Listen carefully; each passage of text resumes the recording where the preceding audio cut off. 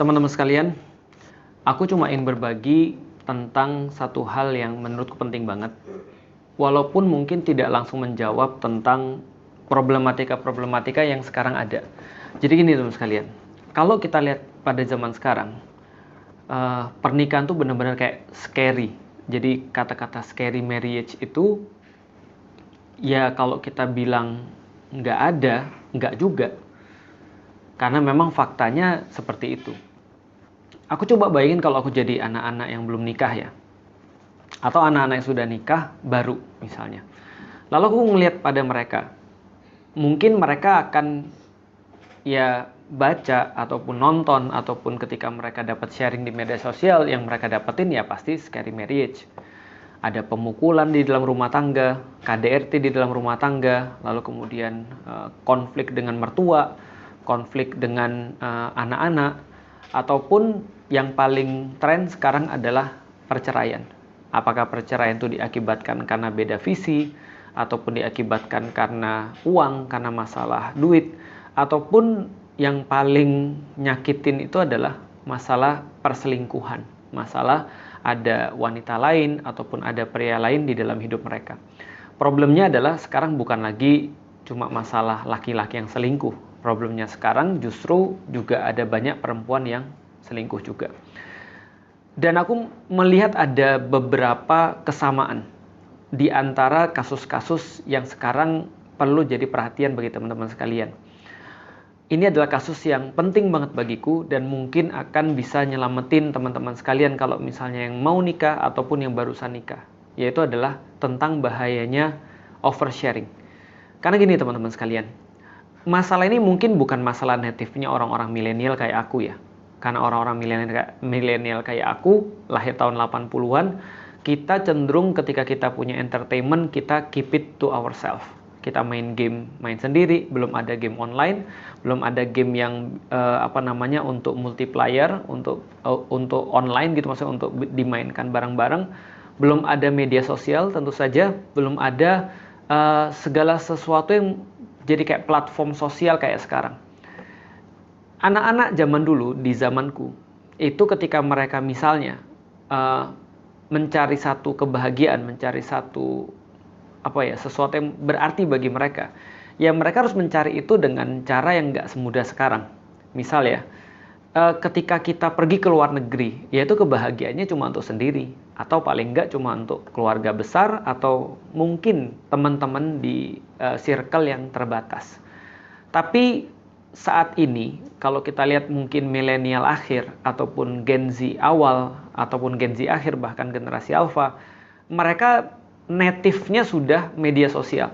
Mereka tumbuh dengan media sosial, mereka hidup dengan media sosial, dan seolah-olah yang media sosial itu nggak bisa dipisahkan dari hidup mereka.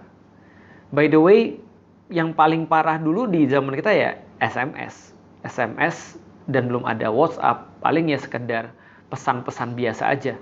Tapi semenjak bermunculan media sosial, ini ada sesuatu yang mulai jadi problem baru, yaitu adalah tadi, yang mana yang harus di-sharing, yang mana yang nggak harus di-sharing. Ini, filter ini tidak built-in pada Gen Z yang memang native-nya sudah di media sosial. Jadi seolah-olah kayak ketika mereka sharing sesuatu yang nggak penting atau overshare, sharing sesuatu yang bahkan berbahaya, itu dianggap sebagai sesuatu yang biasa. Coba misalnya kita lihat ya beberapa hal ya tentang masalah oversharing ini. Misal, kalau kita bahas tentang masalah pernikahan. Pernikahan itu bagi aku secara pribadi, salah satu yang membuat pernikahan itu jadi aman adalah ketika kita tidak nge-share segala sesuatu kepada semua orang. Itu menurutku ya secara pribadi membuat kita selamat ketika dalam pernikahan. Setidaknya ini menjadi penting banget antara aku dan Ummu Alila. Nggak semua harus kita share. Lagian kita nggak bisa nge-share kalau sesuatu itu adalah sesuatu yang memang kayak memalukan, atau sesuatu itu kayak nggak pantas untuk di-share. Karena bisa jadi nggak ada pelajaran dari situ. Misal ya, aku nggak akan pernah nge-share ketika aku ribut dengan Ummu Alila. Jangankan nge-share ketika aku lagi ribut sama Ummu Alila, lagi cekcok sama Ummu Alila. Megang kamera aja sudah males ketika aku lagi ada masalah sama Ummu Alila. Maka bagi aku amazing ketika ngelihat anak-anak zaman sekarang, ketika dia ribut sama pasangannya, itu bisa dikontenin. Atau bisa untuk direkam. Itu amazing sih bagi aku. Kenapa? Karena ya bagiku itu adalah sesuatu yang private. Sebaliknya ketika aku punya sesuatu yang sangat menyenangkanku bagiku, ketika aku ngegombalin Ummu Alila, sweet talk ke Ummu Alila, ataupun kayak ya flirting ke Ummu Alila, itu juga nggak bisa aku kontenin. Karena bagiku jijik aja itu ketika dilihat oleh orang. Kayak apa ya? Kayak ya itu antara aku dan Ummu Alila. Problemnya adalah apa? Problemnya gini, dan aku udah pernah bahas ini teman-teman sekalian. Problemnya adalah begitu itu kita share, misalnya ketika aku lagi sweet talk pada Ummu Alila, ketika aku lagi godain Ummu Alila, ketika aku lagi misalnya ngeromantisin Ummu Alila misalnya, terus aku kemudian megang kamera nih kayak gini nih misalnya ya. Terus aku pikir di dalam diriku, jangankan Ummu Alila ya, aku aja udah conflict of interest tuh. Karena di kepalaku akan berpikir dua hal. Satu, Ummu Alila yang ada di depanku dan buat dia seneng. Dua, mikirin orang-orang ngelihat kontenku. Itu agak sulit tuh. Bisa nggak? Bisa kalau aku memang niatannya memang untuk orang lain. Dan aku akan ngomong sama Ummu Alila, Dek, kita coba yuk buat konten yang bisa dilihat oleh orang lain. Dan ketika aku buat konten itu, aku nggak akan pernah masuk dalam level benar-benar private ngomong dengan Ummu Alila. Artinya kalau aku berusaha untuk private kepada Ummu Alila, ngomong tentang kehidupan kita, bagaimana cara kita agar tetap jadi suami istri yang baik, ataupun ketika aku lagi ribut sama Ummu Alila, cekcok sama Ummu Alila, lalu kemudian kita lagi berusaha untuk work it out supaya kita berhenti ribut, supaya kita bisa baik, saling mengkritik satu sama lain, lalu kemudian berusaha untuk ngilangin masalah di antara kita, kesel, gengsi, dan segala macam. Itu aku nggak bisa untuk sharing. Dan ketika aku niat untuk sharing kepada orang lain tentang kehidupan rumah tanggaku dengan Ummu Alila, aku nggak bisa pernah masuk pada private parts. Itu setidaknya bagi aku sih. Dan itu nggak tahu, aku belum bisa aja. Tapi problematikanya nggak semua orang ngerti ini. Dan problemnya lagi adalah, begitu ketika tadi kita sharing ke orang, kita sendiri aja sudah ada konflik.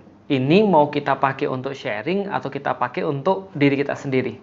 Bagaimana dengan Ummu Alilanya misalnya? Kalau misalnya kayak ngasih bunga ya ke Ummu Alila, terus aku kontenin, Umi ini buat Umi, wanita yang tercantik dan segala macam, tau nggak bunga-bunga tumbuh tapi tidak ada yang bisa untuk menyaingi dan segala macam lah. Ketika aku kontenin gitu, bayangin Ummu Alilanya, bagaimana perasaan dia? Perasaan dia adalah, satu, dia ngelihat aku lagi romantis sama dia. Dua, dia ngelihat juga ini handphone yang aku pakai untuk ngerekam. Artinya, wajar nggak sih ketika dia bertanya, kamu ngelakuin ini karena siapa nih? Kamu melakukan ini karena aku? Atau kamu melakukan ini untuk viewersmu kan gitu?